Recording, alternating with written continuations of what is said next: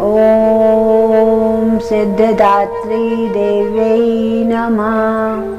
जय श्री राम, जय श्री हनुमान। आइए श्री राम कथा में प्रवेश करते हैं। होई वही जो राम रचि राखा। सृष्टि रचयिता अखिल ब्रह्मांड नायक परमपिता परमेश्वर की सृजनात्मक क्षमता और कल्पनाशीलता के आगे हम कुछ भी नहीं हैं। हमारे लिए क्या अच्छा है यह उससे अच्छा कोई सोच ही नहीं सकता है। फिर भी हम अपनी कपोल कल्पनाओं में लिप्त रहते हैं और व्यर्थ ही अपना समय और ऊर्जा नष्ट करते रहते हैं। होता वही है जो उसने सोच रखा है। जरूरत यही है कि सब कुछ उस पर छोड़ दिया जाए। काकभूषणी महाराज कहते हैं, मृत्यु से लड़ने चला, भाई पर भाई बलिदान होने चला, सारी सेना भयभीत हुई, जब वीर महाकाय चला। विकराल महाकाय कुंभकर्ण को देखकर सारी सेना में हलचल मच जाती है। लक्ष्मण जी कहते हैं कि देखिए भैया, यह कौन पर्वत आकार का दैत्य आ रहा है? क्या रावण मायावी रूप धारण कर आ गया है? तब विभीषण जी कहते हैं कि नहीं लक्ष्मण भैया, यह रावण नहीं, मेरा बड़ा भाई कुंभकर्ण है।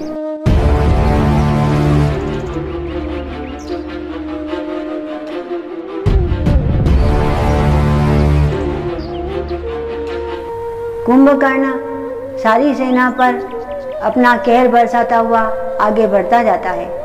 विभीषण जी कहते हैं कि प्रभु, यह बाल्यकाल से ही इतना शक्तिशाली है।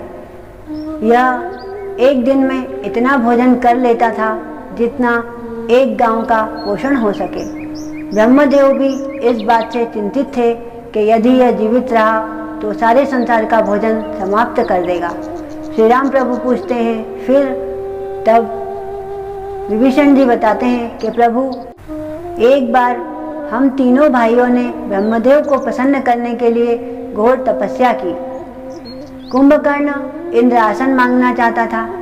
तब इंद्रदेव भयभीत हो गए और उन्होंने माता सरस्वती से निवेदन किया कि माता, जब वरदान मांगने का समय आए तब आप उसकी जिह्वा पर विराजमान हो जाइए और उससे इंद्र आसन की जगह निंद्रा आसन बुलवा दीजिए। सरस्वती माता कुंभकर्ण की जिह्वा पर जाकर बैठ जाती है। जब ब्रह्मदेव कहते हैं कि हम तुम तीनों की तपस्या से प्रसन्न हैं, वर मांगो, तब मैंने प्रभु आपकी भक्ति मांगी। महाराज रावण ने दिव्य शक्तियाँ मांगी और कुंभकर्ण इंद्रासन मांगना चाहता था, किंतु सरस्वती माता की कृपा से वह निंद्रा आसन बोल देता है। ब्रह्मदेव कहते हैं तथा अस्तु।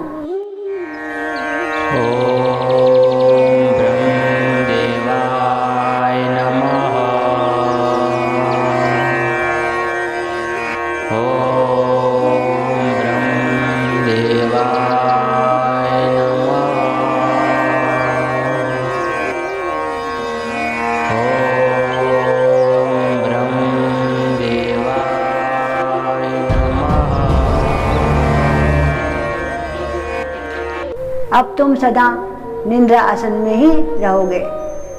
सरस्वती माता उतनी ही देर के लिए विराजमान थी और फिर वह वहाँ से चली जाती है। तब कुंभकर्ण को ज्ञात होता है तो वह कहता है, ब्रह्मदेव मुझे क्षमा कर दीजिए, मैंने यह क्या मांग लिया।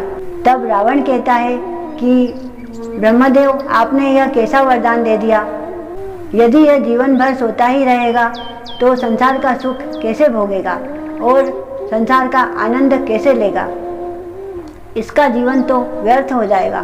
तब ब्रह्मदेव कहते हैं कि ब्रह्म वाक्य मिथ्या नहीं होता है, किंतु हम तुम्हारे भातृ प्रेम को देखकर इसे एक दिन जागने का वरदान देते हैं। यह 6 मास सोएगा और एक दिन जागकर फिर 6 मास के लिए सो जाएगा। तब लक्ष्मण जी कहते हैं कि क्या इसके 6 मास आज ही पूरे हुए हैं। तब विभीषण जी कहते हैं कि नहीं लक्ष्मण भैया, इसे महाराज रावण ने समय से पूर्व ही युद्ध के लिए जगाया है, क्योंकि यह अकेला ही हमारी सेना पर भारी पड़ सकता है। तब लक्ष्मण जी कहते हैं कि भैया आप मुझे आज्ञा दीजिए, मैं आज ही इस महाकाय दैत्य का वध कर देता हूँ। तब श्री राम प्रभु कहते हैं कि नहीं लक्ष्मण, इसे ब्रह्मा का वरदान है, इसका वध हम स्वयं करेंगे। तब विभीषण जी कहते हैं कि प्रभु यदि आपकी आज्ञा हो तो मैं जाऊं।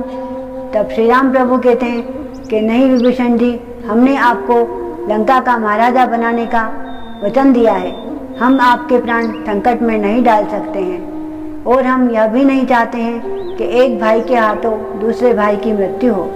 तब विभीषण जी कहते हैं कि नहीं प्रभु, मैं युद्ध करने नहीं जा रहा हूँ, मैं उसे समझाने जा रहा हूँ।